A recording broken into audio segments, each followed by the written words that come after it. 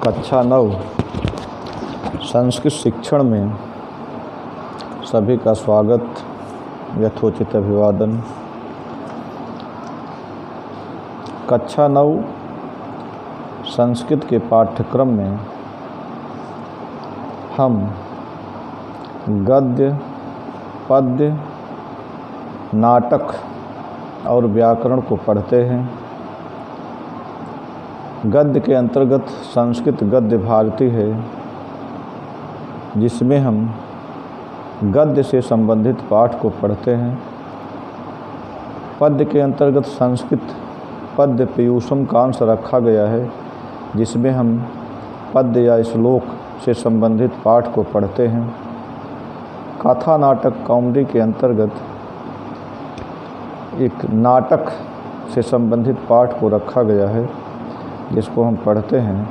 संस्कृत व्याकरण के अंतर्गत माहेश्वर सूत्र और वर्णों तथा उनका उच्चारण स्थान का परिचय, संधि, समास, कारक, विभक्ति, अनुवाद, अव्यय, उपसर्ग, शब्द रूप, धातु रूप, संस्कृत वाक्यों का प्रयोग, पत्र लेखन आदि को हम सभी पढ़ते हैं।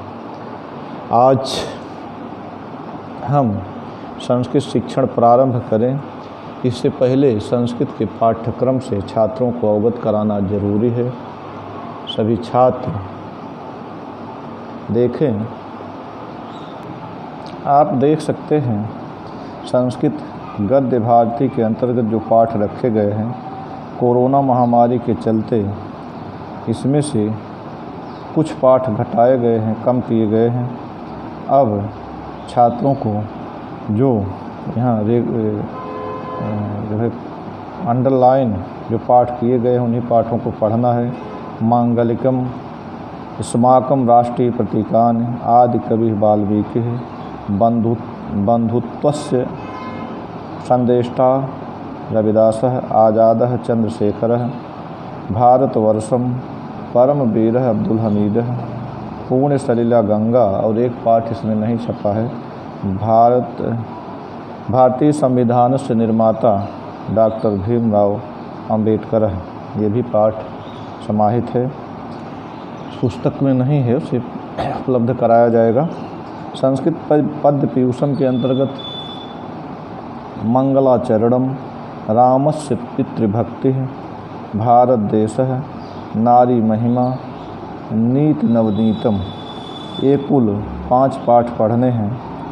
संस्कृत कथा नाटक कौमुदी के अंतर्गत केवल एक पाठ गार्गी याज्ञवल्क्य संवाद ही पढ़ना है।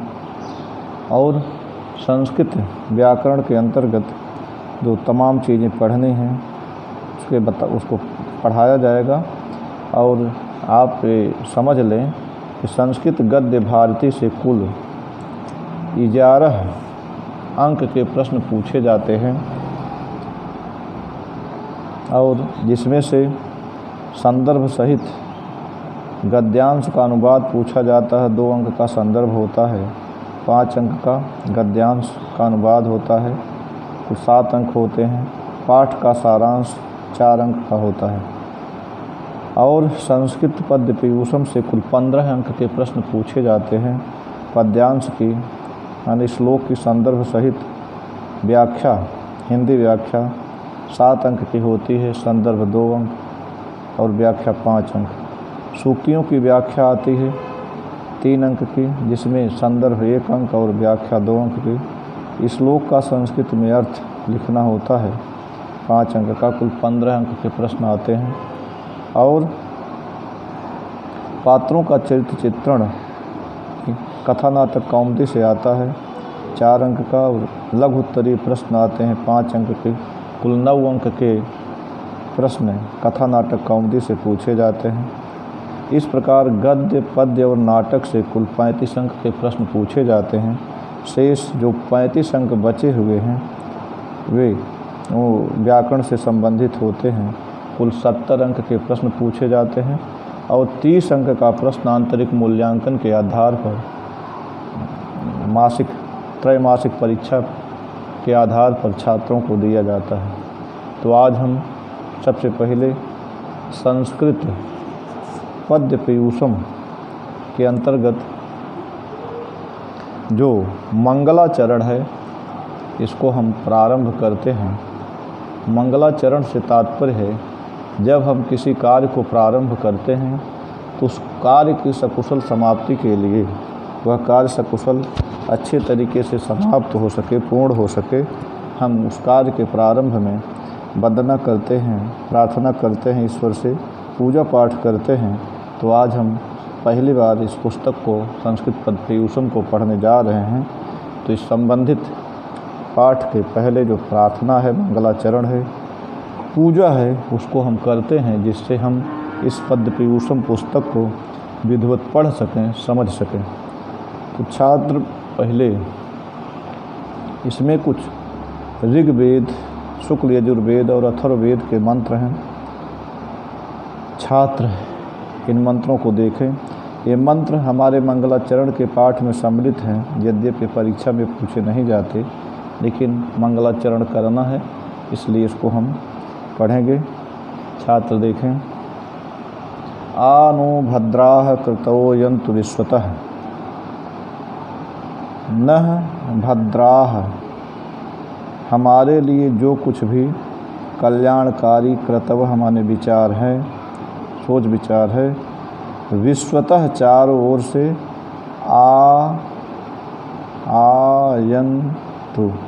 आयंतु माने हमारे लिए कल्याणकारी विचार विश्वतः चारों ओर से आएँ, अर्थात हम ऐसी सोच रखें जिससे हमारा कल्याण हो। छात्र दूसरा मंत्र देखें, ऋग्वेद से है ये दोनों मंत्र। भद्रम कर्णेभिः शृणुयाम देवाः, भद्रम पश्येमाक्षिभिर्यजत्राः, वयम देवाः यजत्राः, देवाः अर्थात ईश्वर की उपासना करने वाले वयम हम लोग, कर्णेभिः कानों के द्वारा, भद्रम शृणुयाम कल्याणकारी बातों को सुने, अक्षिभिः भद्रम पश्येम और आँखों के द्वारा कल्याणकारी चीज़ों को देखें। भद्रम कर्णेभिः शृणुयाम देवाः, भद्रम पश्येमाक्षिभिर्यजत्राः, हम सभी लोग कर्णेभिः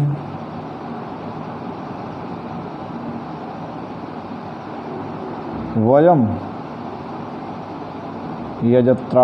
देवाः यजत्राः, देवों के यज्ञ करने वाले, देवों की उपासना करने वाले, वयम हम सभी लोग, कर्णेभिः भद्रम शृणुयाम कानों के द्वारा कल्याणकारी बातों को सुने, अक्षिभिः भद्रम पश्येम आँखों के द्वारा कल्याणकारी चीज़ों को देखें, ऐसी चीज़ें देखें जिससे हमारा कल्याण हो।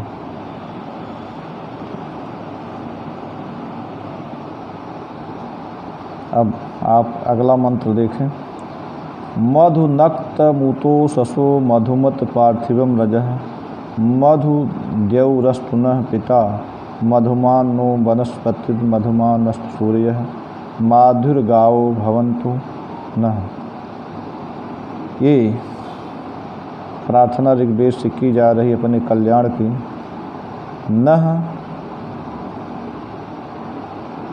नः नक्तम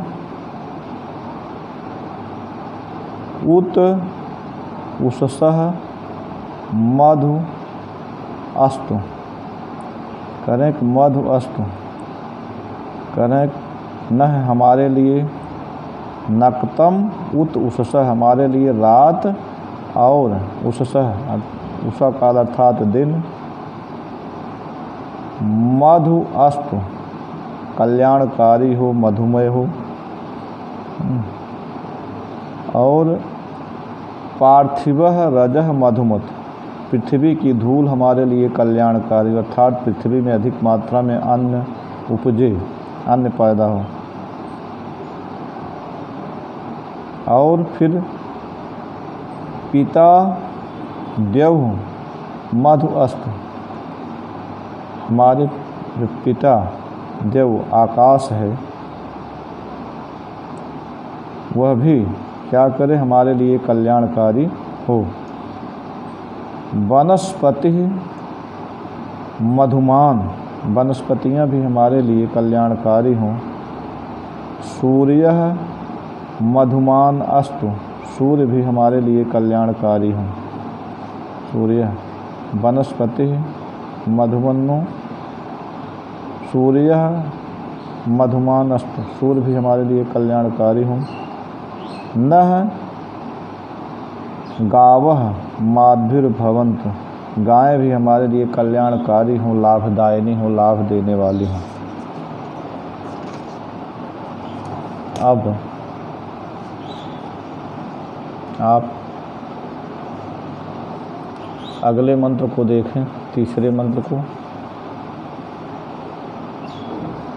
सम गच्छध्वं संवदध्वं शुभो मनांसि जानताम, समानो मंत्रः समिति समाने समानं मनः सह चित्तमेषाम्। सम गच्छध्वं संवदध्वं, हम सभी साथ साथ मिलकर चलें। संवदध्वं, साथ साथ बोलें, अर्थात सबसे एक सुर में आवाज़ उठाएं अपने कल्याण की। सम ओ मनांस जानताम, हम सब एक दूसरे के मनों को भली भांति जाने, अर्थात एक दूसरे के सुख दुख को जाने, अनुभव करें।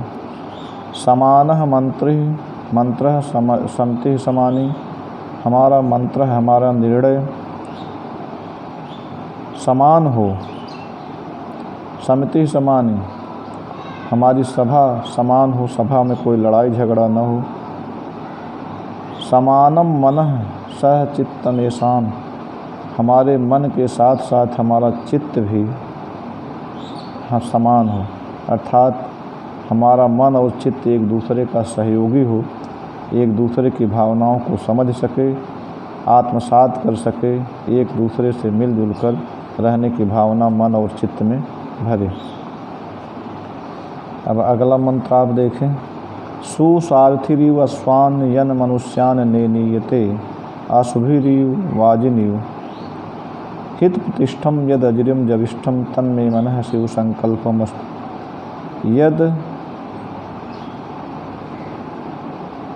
यद सुसारथिरिव,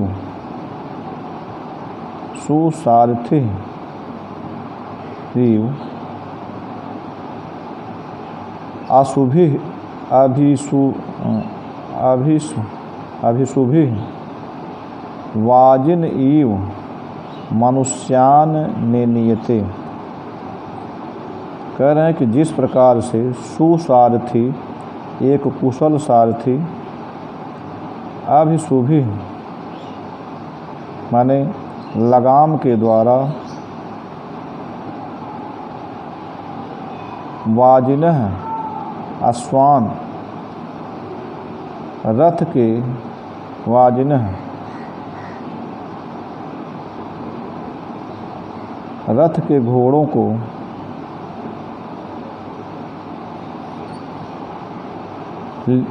कुशलतापूर्वक ले जाता है, आगे बढ़ाता है। उसी प्रकार जो मन हित प्रतिष्ठम हमारे हृदय में स्थित है, अजीरम जो कभी बूढ़ा नहीं होता, और जविष्टम जो तीव्र वेग वाला है, तन में मनः शिव संकल्पमस्तु, वह मेरा मन कल्याणकारी संकल्पों वाला हो।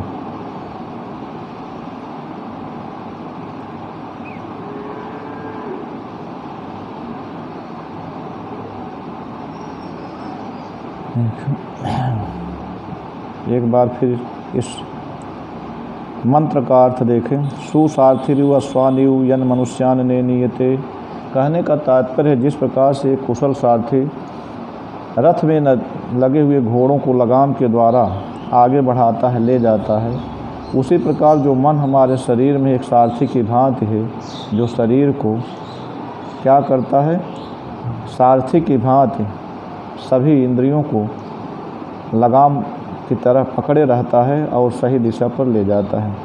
कहते हैं कि यद सुसारथिरिव अश्वान यन मनुष्यान ने नियते अभिशुभिर वाजिनिव हित प्रतिष्ठम यदजिरम जविष्टम तन में मन शिव संकल्पमस्तु। कह रहे हैं जिस प्रकार सुसारथी कोई कुशल सारथी वाजिन ये कुशल सारथी अभिशुभि लगाम के द्वारा वाजिन अश्वान रथ के घोड़ों को नियते ले जाता है, उसी प्रकार यन जो मन मनुष्यान ने नियते मनुष्यों को ले चलता है, नियंत्रण रखता है, मनुष्यों का नियंत्रण करता है, उसे आगे बढ़ाता है, सही दिशा में ले जाता है। जो मन हित प्रतिष्ठम हृदय में स्थित है, यद अजिरम जो कभी बूढ़ा नहीं होता, जब इष्टम जो वेगशाली है, अत्यंत तीव्र गति वाला है, तन में मन शिव संकल्पमस्तु वह मेरा मन कल्याणकारी संकल्पों वाला हो। अब आप अंतिम मंत्र को देखें। यो भूतम च भव्यम च सर्वम यश्चाधितिष्ठति स्वर्यस्य च केवलम तस्मै ज्येष्ठाय ब्रह्मणे नमः। करें यो भूतम च भव्यम च सर्वम यह च सर्वम अतिष्ठ जो हो चुका है, जो बीत चुका है और जो होने वाला है, इन सभी चीज़ों में भूत और वर्तमान सभी चीज़ों में जो अधिष्ठित है, स्थित है, उपस्थित है। कहते हैं यह यस्य स्वः केवलम यस्य स्वः जो स्वर्ग देने वाला परम पद देने वाला है, केवलम तस्मै ज्येष्ठाय ब्राह्मणे नमः केवल उस ज्येष्ठ श्रेष्ठ परब्रह्म को नमस्कार है। कहते हैं कि यो भूतम च भव्यम च जो भूत और भविष्य सभी चीज़ों भूत और भविष्य सभी चीज़ों में अधिष्ठितम वर्तमान है, यस्य स्वर्ग जिससे स्वर्ग प्राप्त होता है, परम पद मिलता है, केवलम तस्मै ज्येष्ठाय ब्रह्मणे नमः केवल उस श्रेष्ठ ब्रह्म को नमस्कार है। इस प्रकार पहला पाठ मंगलाचरण का पूरा हुआ। छात्र इसको पढ़ेंगे। इसके बाद अब हम जो उपयोगी पाठ हैं रामस्य पितृभक्ति अगले वीडियो में उसको पढ़ाएंगे। धन्यवाद।